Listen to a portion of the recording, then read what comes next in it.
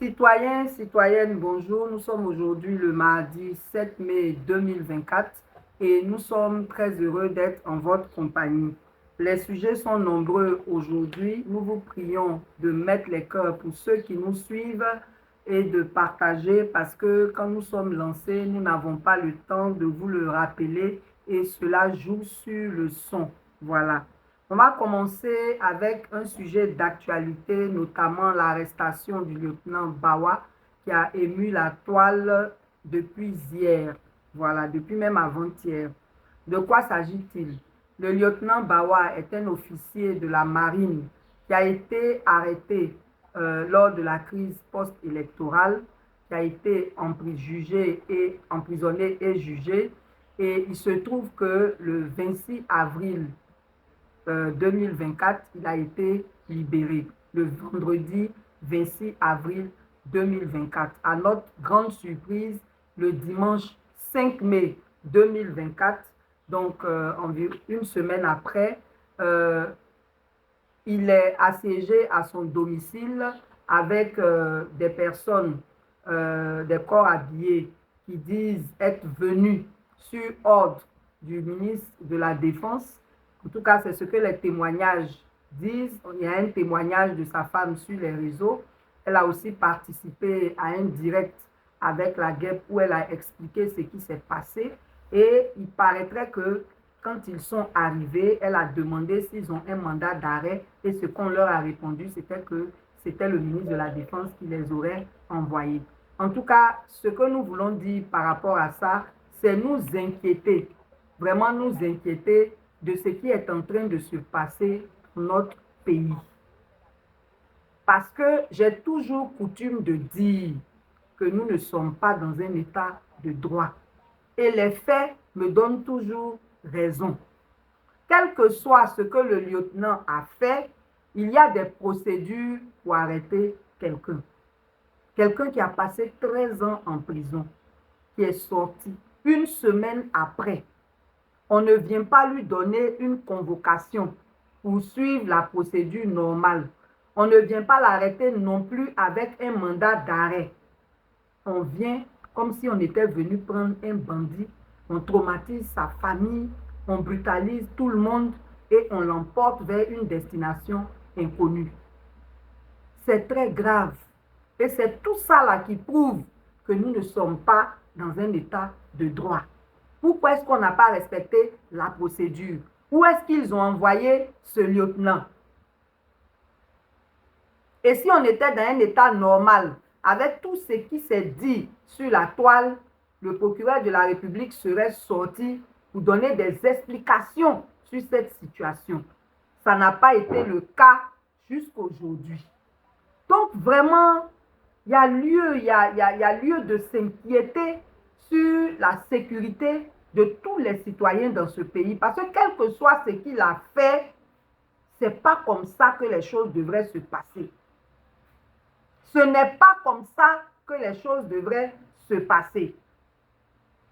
J'en profite pour rappeler qu'au nombre des personnes qui ont été libérées le 22 février 2024, à la suite du Conseil national de sécurité, où on a libéré le général Dogoblé, où on a libéré Soul Toussoul, il y a un membre de la société civile qui s'appelle Dogo Nyato Ange, qui a été arrêté en 2020 dans le cadre de la désobéissance civile, qui avait son nom sur la liste du 22 février. Et tous ceux qui ont été libérés le 22 février sont effectivement sortis le 23. Lui, jusqu'aujourd'hui, il est détenu au camp commando de Koumassi. On ne sait pour quelle raison. Sa famille ne l'a pas encore vu. On ne sait pour quelle raison. Donc, nous voulons ici interpeller le procureur de la République. Voilà deux cas qui ne sont pas normaux, qui mériteraient qu'il s'y attarde. On a aussi parlé du cas de Koné Bakari, un professeur d'anglais qui a été arrêté le 5 juin 2020 dans le cadre de l'affaire de Serge Kofi le drone. Serge Kofi le drone a été libéré le 6 août 2021. et Kone Bakari est toujours en prison sans jugement. Ça aussi, on interpelle le procureur sur cette affaire, peut-être qu'il n'est pas informé. Voilà un peu ce qui se passe dans notre pays. On ne va pas se répéter en rappelant comment le code de procédure pénale est violé en matière de détention préventive et rien n'est fait jusqu'aujourd'hui, alors que le ministre de la Justice lui-même a reconnu que c'était réel, les détentions abusives. Donc vraiment, il y a aux familles de toutes ces personnes abusivement détenues, abusivement séquestrées, et vraiment, on espère que la justice va avoir un sursaut d'orgueil pour régulariser toutes ces situations.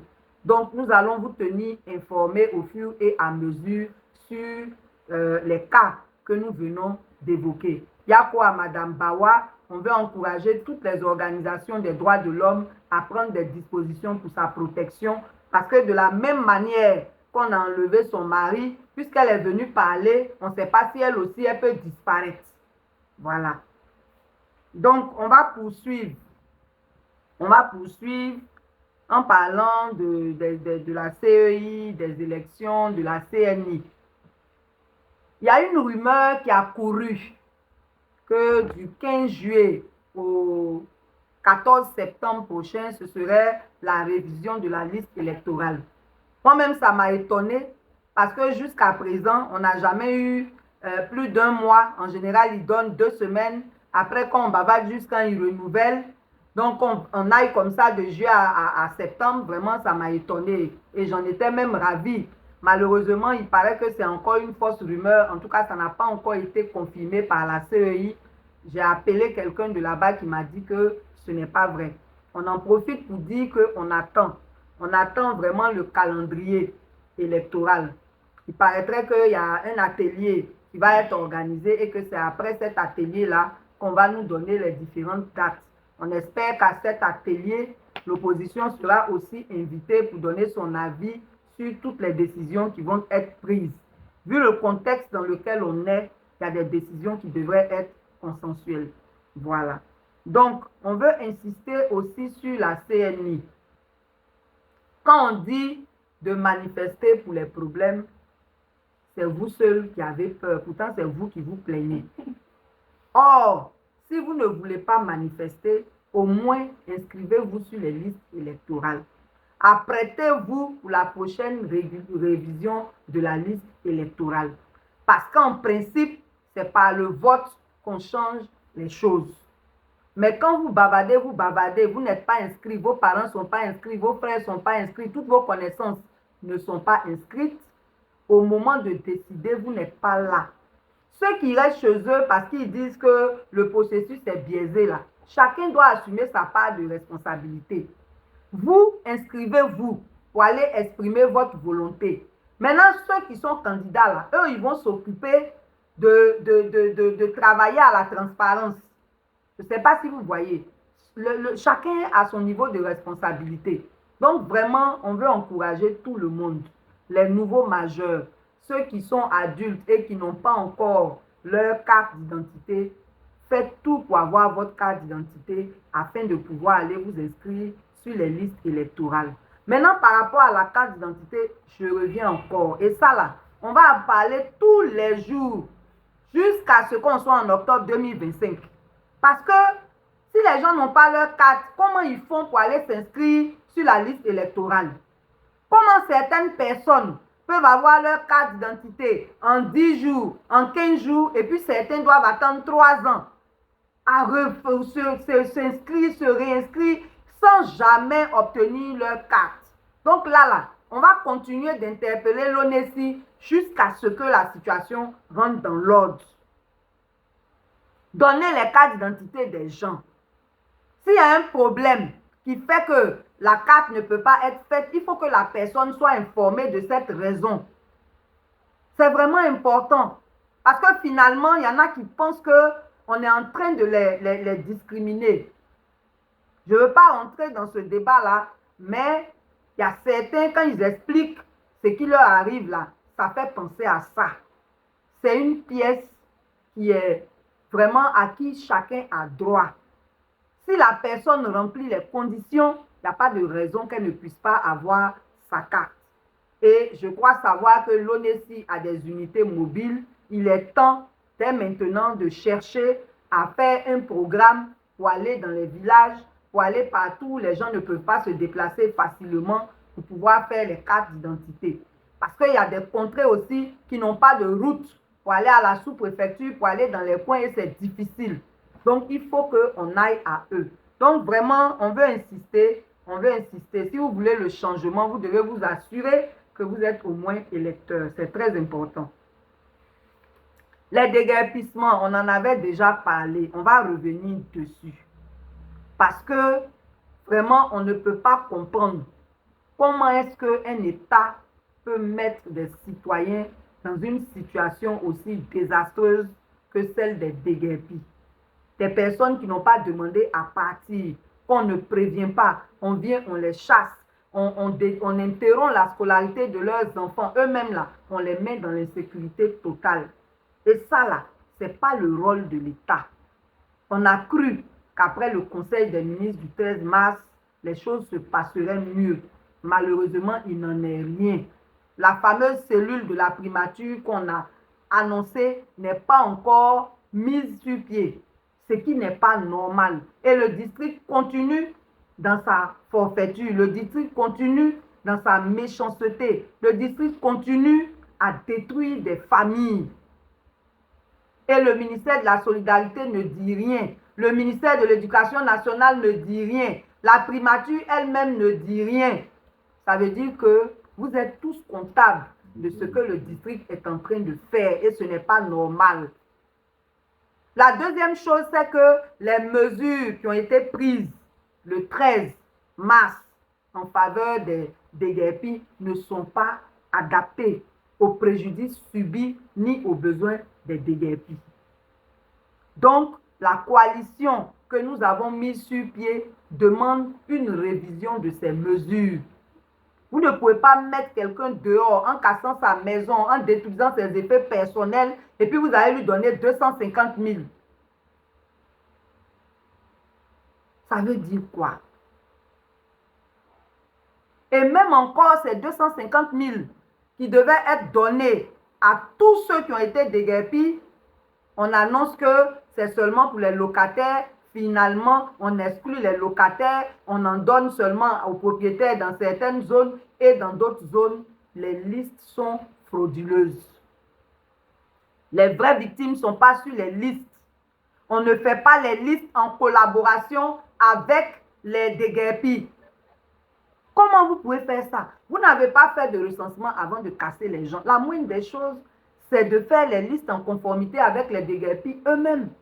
C'est chaque déguerpi qui sait qui étaient ses locataires. Vous partez faire ça dans vos bureaux en collaboration avec des gens qui ne sont pas déguerpis et vous mettez vos amis, vous mettez vos frères, vous-même vos noms, tout ça sur la liste. Et il y a des témoignages à Tekoubé qu'il y a des personnes qui sont là. Quand on finit de payer ceux qui ne devaient pas être sur les listes là, ils s'en vont leur donner 100 000 ou 150 000 sur les 250 000. Et tout ça là, c'est l'argent du contribuable.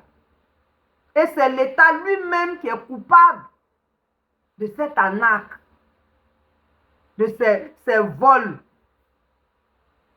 Parce que si l'État ne voulait pas de ça, l'État ferait des recensements. Ils ne font pas recensement et ils ne prennent pas les dispositions pour que les listes soient justes. Donc l'État lui-même est coupable du pillage, du vol que les gens sont en train de faire. Et on ne donne pas ça à tout le monde en même temps. Hein. Depuis, ils ont commencé là. Gesco à Tekoubé, c'est fini. Les gens d'Aliodan n'ont rien reçu. Les gens de Gesco Rivière ne sont pas sur les listes. Les gens comment on appelle ça, Zo Village, tous ceux-là, ils ne sont pas sur les listes. Pourtant, quand vous devez aller les attaquer là, parce que ça là, c'est agression. Vous savez très bien que vous allez aller les attaquer. Vous avez même l'indécence de vous rendre sur les sites pour mentir aux gens que non, ils ne seront pas concernés. Et puis après, ils sont concernés.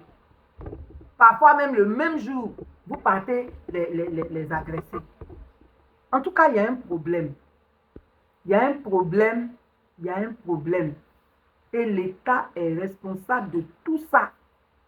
Parce qu'il travaille comme s'il naviguait à vue, sans planification, sans rien. Vous ne pouvez pas gaspiller notre argent comme ça. Et c'est dans ce contexte-là encore qu'on s'en va faire des nominations fantaisistes.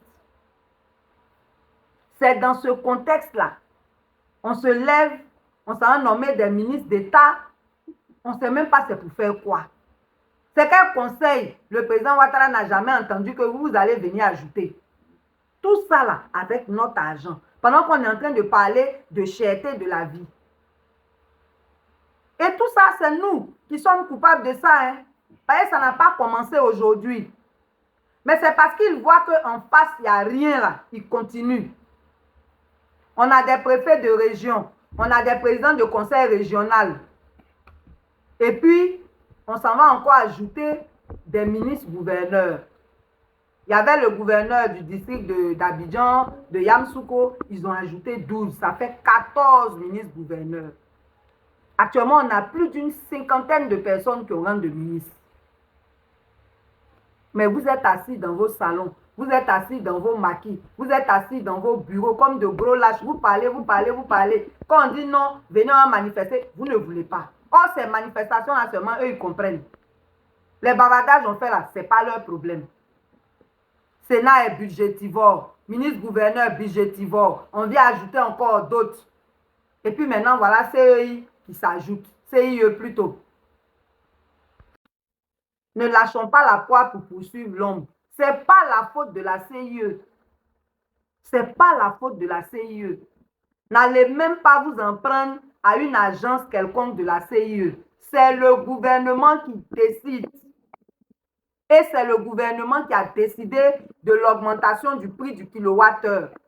C'est le gouvernement qui décide de ce qu'on applique abusivement des taxes sur les factures d'électricité. C'est le gouvernement qui décide de ce qu'on augmente les taxes d'ordures ménagères, électrification, tout ça là, on augmente. Et pourtant, toutes les villes sont sales. On ne sait pas ce qu'ils font avec l'argent là. Et nous aussi, on est assis, on bavarde, on n'agit pas. Comment en juillet, on peut dire qu'on augmente seulement pour les gens de 15 ampères et plus? Et là encore, c'est un mensonge. Parce que dès le mois de juillet 2023, là, ceux qui ont les compteurs en 4 à 4 ont déjà constaté une augmentation de 50%. Ça là, c'était avant l'annonce de décembre. Décembre, là, on vient, on ajoute encore. Et on ajoute là, on dit 10%. Là encore, on nous ment. Actuellement où je vous parle là, si ta facture n'a pas trop augmenté là, c'est 30%. Il y en a même, ça a augmenté de 100%.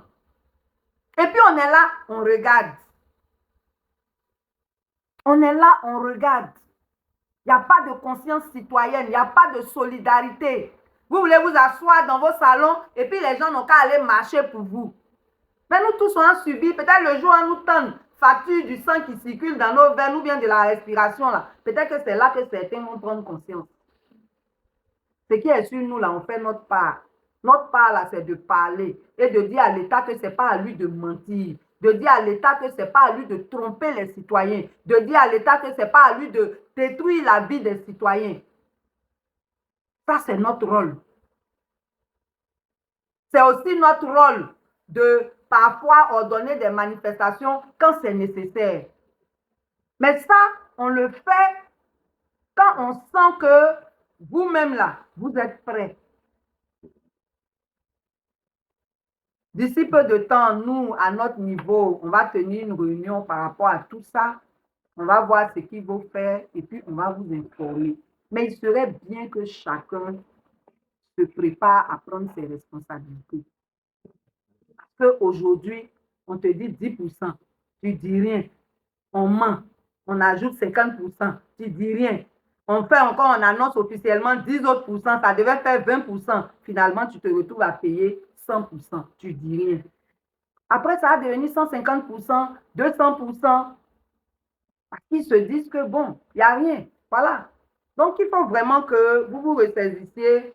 On va en reparler, comme on a dit. Mais en ce qui concerne les déguerpis, il y a une série de mobilisations qu'on a commencé Et si avant le 30 mai, on n'a pas d'interlocuteur, on n'a pas de résultat par rapport à tout ce qu'on a demandé, les déguerpis vont s'organiser pour manifester. Dans tous les cas, vous avez déjà détruit leur vie, donc ils n'ont rien à perdre en fait. Donc on espère que vous allez faire quelque chose pour ne pas nous y obliger. Et on incite tous les citoyens à prendre leurs responsabilités. Affaire de facture, de cherté de la vie, ce n'est pas politique, ce n'est pas une affaire d'ethnie.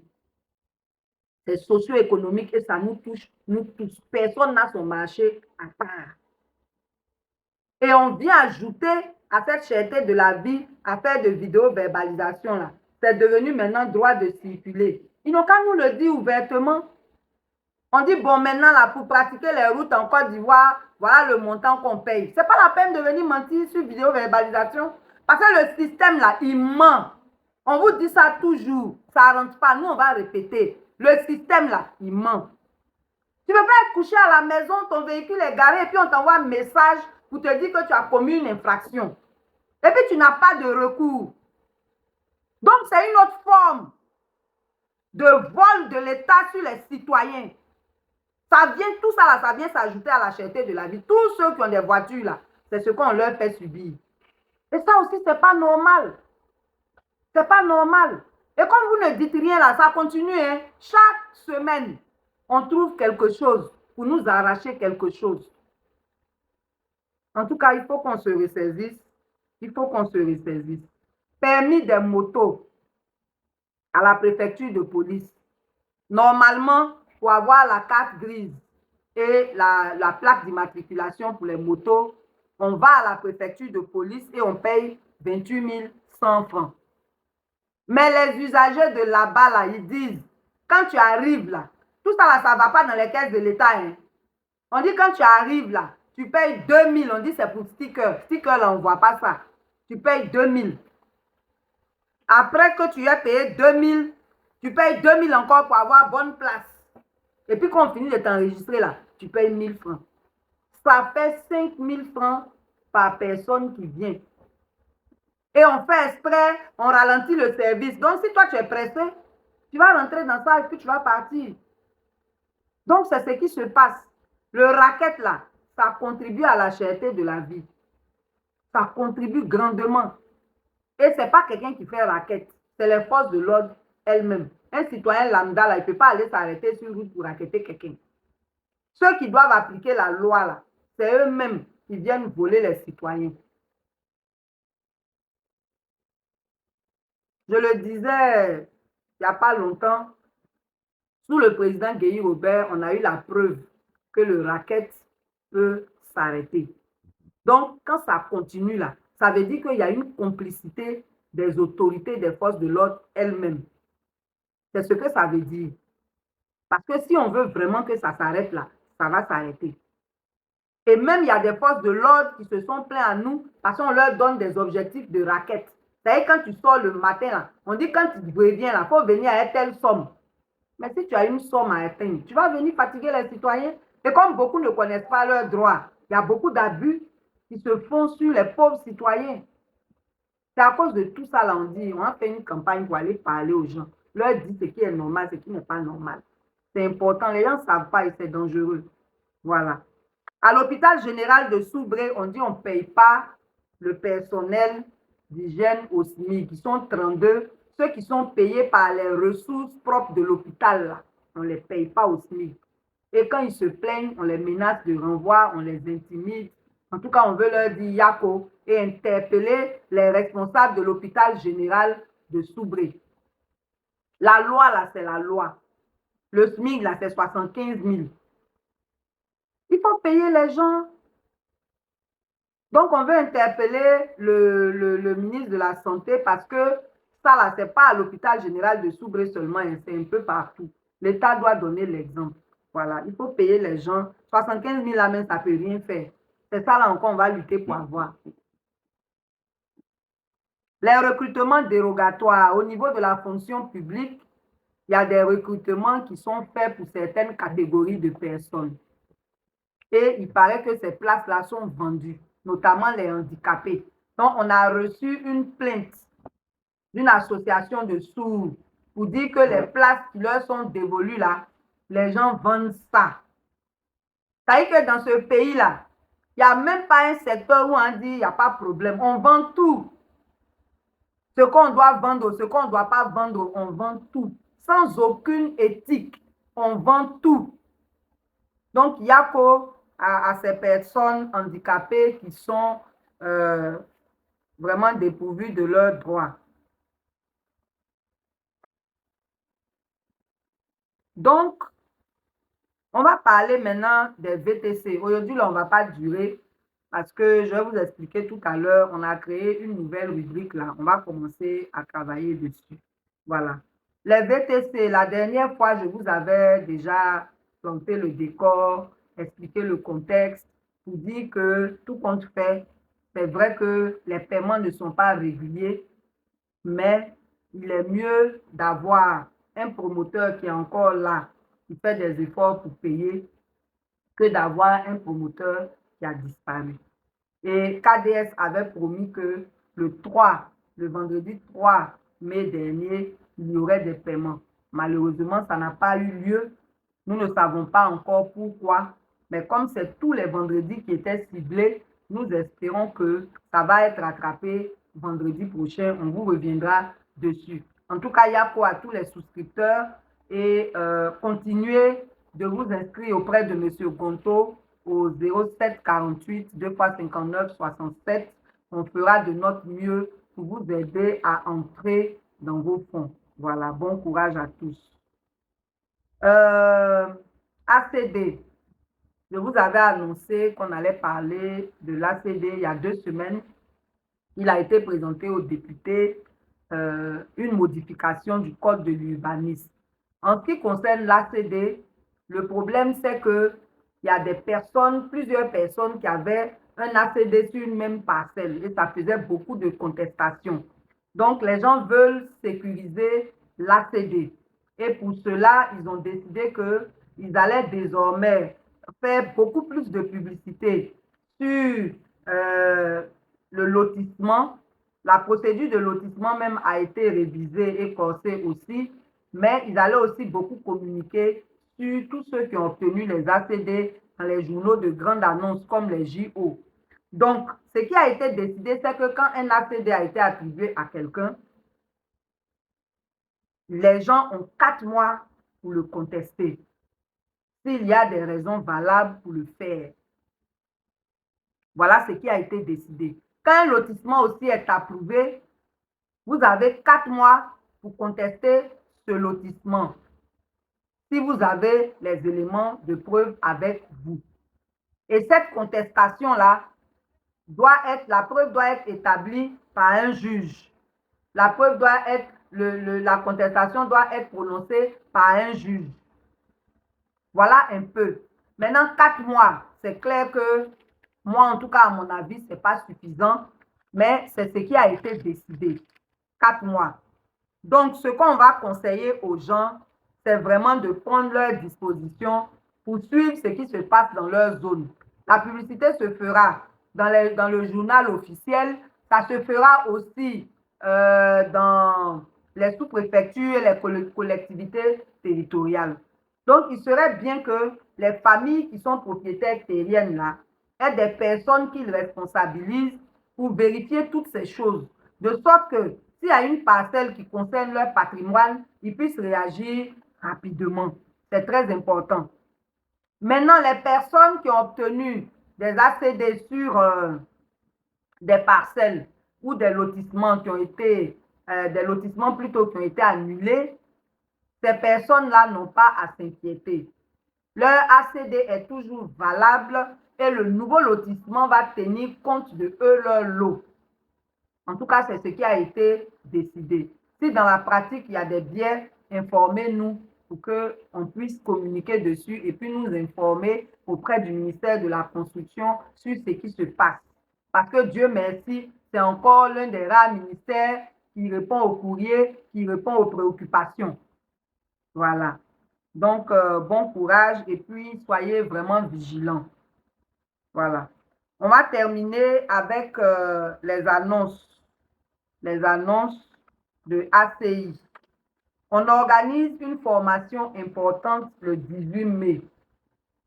C'est une formation qui est très importante parce que, comme on vous l'a dit, à partir du mois de juillet, nous allons nous lancer dans une campagne de sensibilisation nationale sur les valeurs démocratiques et citoyennes, sur le vote, sur les critères de choix d'un candidat pour qu'en 2025, quand les gens vont venir vous mentir, là, vous sachiez faire la part des choses et que vous décidiez en toute responsabilité. Vous prenez les riz, les pagnes, les sucres, les huiles, tout ce qu'on vous donne. Et puis quand vous êtes dans l'une, vous vous rappelez ce qu'on a dit, vous choisissez en toute responsabilité.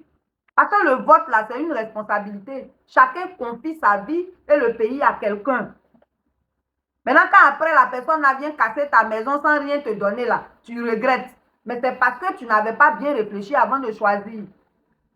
Donc, on va vous dire ce qu'on regarde pour choisir un candidat. Dans l'une, là, tu es seul face à Dieu. Il n'y a pas quelqu'un qui est à côté. C'est les handicapés seulement, les gens accompagnent. C'est eux là, l'accompagnateur peut ne pas être sérieux. Mais ils ne sont pas nombreux, Dieu merci. Donc, vraiment, c'est important. Notre formation, là, il y a 3 thématiques. On fait 3 formations en un parce qu'on n'a pas les moyens de faire beaucoup de formations. Le premier thème, il porte sur les idéologies politiques. Parce qu'il y a plein de militants de partis politiques qui ne sont pas formés, qui parlent pour parler, ils ne savent même pas de quoi ils parlent. Les idéologies politiques, le rôle de la société civile, les valeurs démocratiques et citoyennes. C'est très important. Le deuxième thème, et le premier thème sera traité par Geoffroy Julien Poirot, qui est un juriste formateur, essayiste, politologue. Le deuxième thème va être traité par l'honorable Assalé Temoko sur le rôle du député. Parce qu'après la présidentielle, là, il y aura les législatives. Peut-être que nous, on n'aura pas le temps de venir vers vous ou les moyens de venir vers vous. Donc, on vous explique en même temps. Le rôle du député, là, c'est quoi? Ce n'est pas le développement. Les mairies, là, c'est le développement. Le député, là, son rôle, là, c'est de veiller à ce que les lois soient bonnes, les lois soient adaptées aux besoins des citoyens, aux réalités du pays. Mais l'honorable va bien nous expliquer ça. Mais en plus, il va nous expliquer comment on gagne une élection dans le contexte où il y a des gens qui prennent l'argent du contribuable pour corrompre les populations. Ceux qui disent qu'on ne peut pas avoir une élection transparente là, on peut forcer ça. Et c'est ce que Assalé a réussi à Tia-Salé. Il faut qu'on l'écoute sur comment ça s'est passé pour qu'on le reproduise partout. Comme ça, malgré leurs milliards, malgré leurs cadeaux là, on va les gagner là où on doit les gagner. Ils vont gagner là où ils doivent gagner. Mais on ne va pas voler le vote des citoyens. C'est de ça qu'il s'agit. Le troisième thème porte sur l'État, la société politique et la société civile. C'est important de savoir ce que recouvrent ces notions. Et ça, en Côte d'Ivoire, ici, on est dans un État. C'est quoi la société politique? C'est quoi la société civile? Venez, vous allez avoir les réponses. Donc, pour les membres de ACI, c'est 5 000 francs par personne. Pour les membres, les non-membres de ACI, c'est 10 000 francs. Le lien pour s'inscrire figure dans nos publications. Donc, nous allons vraiment espérer que vous serez nombreux à venir participer à cette formation parce que c'est important de parler en sachant de quoi on parle. Parler dans le vide parce qu'on est maître de son clavier là. Il faut sortir de là. Ça ne fait pas crédible. C'est important. Voilà. On précise aussi que les participants auront des certificats de participation. Voilà. La deuxième activité que nous allons mener, c'est le 22 juin sur une consultation populaire. C'est quoi le sens de cette consultation populaire? Nous sommes en année préélectorale. Qu'est-ce que les Ivoiriens veulent pour 2025? Toutes les organisations, tous les partis politiques qui seront invités à cette activité vont venir s'exprimer sur ce qui pour eux est important pour que nous ayons des élections transparentes et apaisées en 2025. Et nous allons faire la synthèse de tout ça Donc, on a commencé à envoyer les invitations. Ceux qui n'ont pas reçu d'invitation, ne vous frustrez pas. Contactez-nous. On va vous envoyer votre invitation. Contactez-nous, on va vous envoyer votre invitation. Le numéro du directeur exécutif, c'est le 05 44 11 77 55. 05 44 11 77 55. Envoyez-lui juste un message avec le nom de votre organisation, le mail ou alors la situation géographique ou bien un numéro WhatsApp. Vous allez recevoir votre invitation. Pour les adhésions, nous continuons, c'est toujours au 07 48 2 fois 59 67. Et pour l'implantation, vous contactez Donald Gaillet au 05 02 07 86 00. On voudrait vraiment dire merci. Merci infiniment à tous ceux qui nous soutiennent, ceux qui nous envoient de l'argent, ceux qui nous donnent du matériel. Que Dieu vous bénisse. Et n'oubliez pas que nous avons lancé un appel pour la campagne de sensibilisation que nous allons faire. On a annoncé, mais on n'a pas l'argent pour ça. Si vous pensez vraiment que c'est nécessaire que le pays profond soit formé et informé, aidez-nous à le faire en contactant le 05 46 78 55 19 pour faire vos dons. On a lancé un appel pour que vous puissiez nous aider sur un an. Celui qui a 1000 francs, celui qui a 10 000, mais il fait ce qu'il peut. Tous les mois, à partir de cette fin du mois d'avril, vous contactez ce numéro-là et vous faites votre envoi. Vous allez, à votre façon, contribuer à la création d'une conscience citoyenne. On a besoin d'une masse critique pour le changement en profondeur. Donc, chacun fait sa part. Nous, on parle. Ceux qui peuvent donner, ils donnent. Et puis, c'est ensemble que ça donne un résultat. Donc, vraiment, que Dieu bénisse votre semaine, que Dieu bénisse votre mois de mai. On est à mardi prochain. Normalement, c'est le 12 mai. Merci.